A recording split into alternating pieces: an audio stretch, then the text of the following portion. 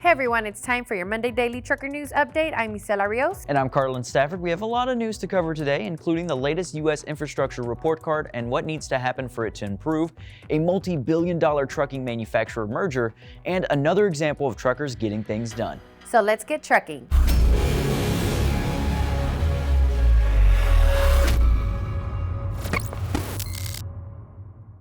DOT Secretary Pete Buttigieg says the department is working to find a sustainable, predictable, defensible, and affordable way to make the Highway Trust Fund solvent again.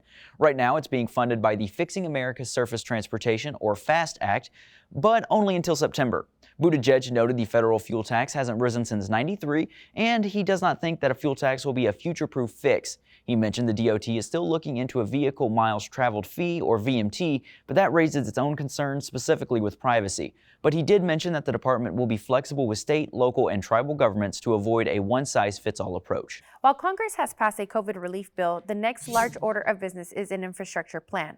Right now, much of our roads, bridges, and water systems, dams, airports, and more all need major repairs. In fact, according to the American Society of Civil Engineers of 2021 infrastructure report card, the national average was a C-.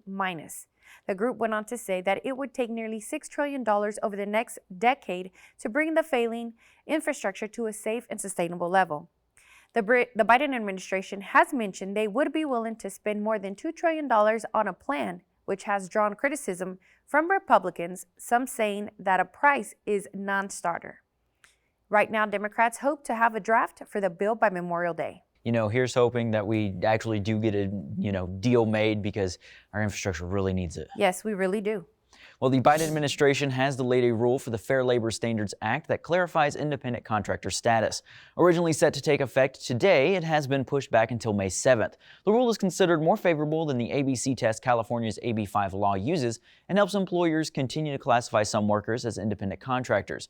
Now we'll wait to see if the Biden administration comes back to the contents of the ruling before May, or if they will continue to delay it. Navistar International is one step closer being acquired by Germany-based Traton after stockholders approve a proposal to buy the company for almost $4 billion. Traton is Volkswagen heavy truck business, which owned 17% of Navistar in 2017 before bidding to purchase the rest of the company last year.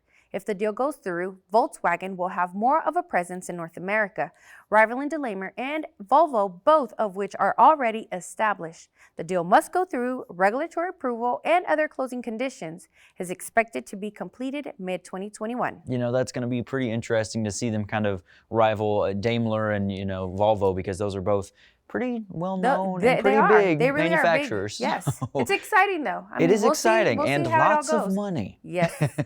Well, if you're looking to know more about the future of road safety, the FMCSA's Analysis, Research, and Technology Office is hosting a free virtual forum to discuss this year's focus and upcoming ART projects.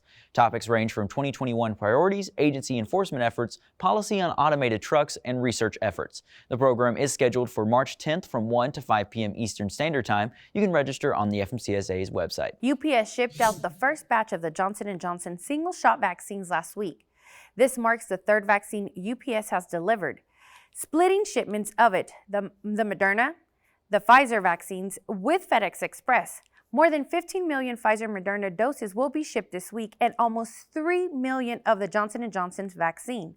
Another example of truckers getting us what we need when we need it the most. It's great to see drivers showing us that without them, this country just doesn't function. That's right. So hands down to all you drivers. Well, that'll do it for today's update. Tune in tomorrow for more of the new trucking news you need.